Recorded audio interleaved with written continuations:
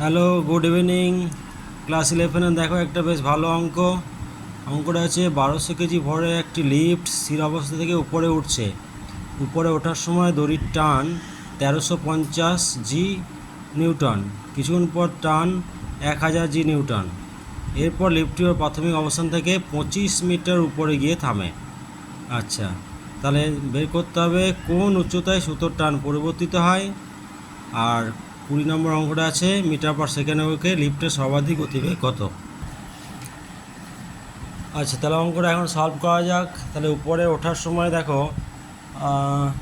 ত্বরণ এ হলে আমরা ইকুয়েশন পাই টি মাইনাস এম জি সমান এম এ। তাহলে এখান থেকে প্রথমে ত্বরণ বেরিয়ে গেল দেখো G/8। আচ্ছা, G/8 তাহলে এবং এখানে ভাবছি যে H1 উচ্চতায় পর্যন্ত এই ত্বরণ নিয়ে উঠেছে। তখন যে বেগটা হবে ভি স্কোয়ার সমান ইউ স্কোয়ার ডুয়াইস এইচ থেকে পাই ভি পেয়ে গেলাম √G/H1/4। এটা পাওয়া গেল। আচ্ছা, পরবর্তীকালে দেখো আবার চেঞ্জ হয়েছে। কী যেমন চেঞ্জ হয়েছে না, দড়ির টান চেঞ্জ হয়েছে। সেক্ষেত্রে ত্বরণ কী হচ্ছে দেখা যাক।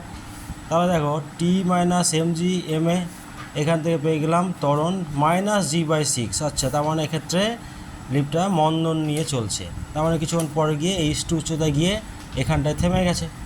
আচ্ছা, তার আমরা লিখতে পারি H1 + H2 সমান 25 মিটার। আচ্ছা বেশ, এখন এখানে কোন উচ্চতায় সুতোর টান পরিবর্তিত হয়, তার মানে H1 কত সেটা বের করতে হবে। বেশ, ভি স্কোয়ার সমান U square plus twice G H2। এখান থেকে মানগুলো আমরা বসালাম যে থেমে গেছে লিফটটা। প্রাথমিক বেগ এই যে এটা -G এত। এইখান থেকে দেখো সলভ করে যে H1 বেরিয়ে গেল 100/7 মানে 14.3 মিটার। তাহলে এই উচ্চতায় সুতোর টান পরিবর্তিত হয়। আর সর্বোচ্চ বেগ ভি সমান 2H1/4 যেটা এখানে পেয়েছিলাম আমরা।